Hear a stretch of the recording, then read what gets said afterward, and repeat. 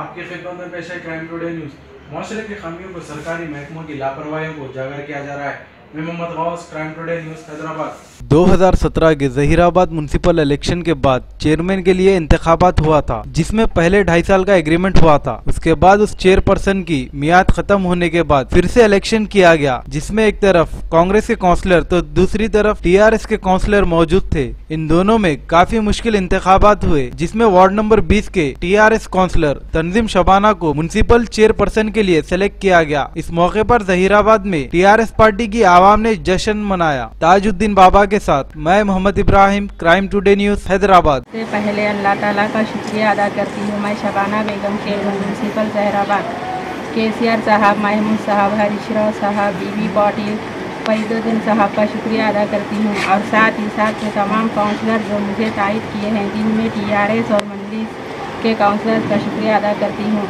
इंशाअल्लाह जहीराबाद की तरक्की के लिए हर मुमकिन कोशिश करूँगी।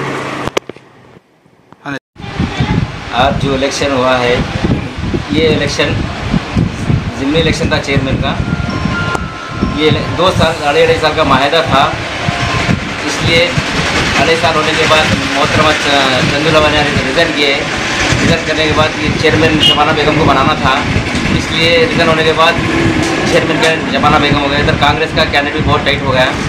इसलिए बहुत मुश्किल पड़ी हमको क्योंकि हमारे थोड़े साथी हमको ज़रा परेशान किए, मगर अल्लाह का फजल रहा कि वो साथियों को समझ में आ गया।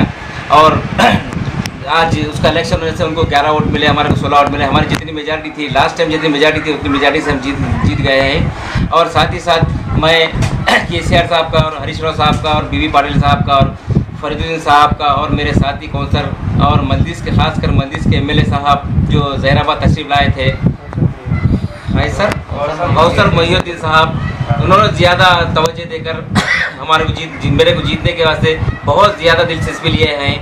कल भी आए थे और आज भी आए, 2 दिन यहाँ पर कैंप किए हुए थे।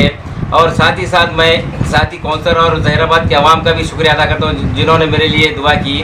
और साथ ही साथ जहीराबाद में डेवलपमेंट मिलजुल कर करने का वायदा करता हूँ। और साथ ही साथ ज़रा सैनिटेशन का प्रॉब्लम है, ज़रा वाटर सप्लाई है और इलेक्ट्रिसिटी है, उसको दूर करने की बहुत कोशिश करूँगा। और साथ ही साथ हमारे पास यहाँ पर ज़रा मेजर काम क्या है बोलो तो नेशनल हाईवे पे ड्रेन्स नहीं है। ड्रेन्स के वास्ते ज़्यादा से ज़्यादा तवज्जो देंगे। और हमारे फरीदुद्दीन साहब और एमपी साहब ने दोनों मिलकर एक 26 करोड़ का एक एस्टीमेट तैयार करके केटीआर साहब को और केसीआर साहब को दोनों को देकर आए हैं। इंशाल्लाह एक महीने में इंशाल्लाह वो बजट आएगा और ज़्यादा से ज़्यादा डेवलप करने की कोशिश करूँगा। सच की तलाश का नाम क्राइम टुडे न्यूज़। मुझे इजाज़त दीजिए। अल्लाह हाफिज़।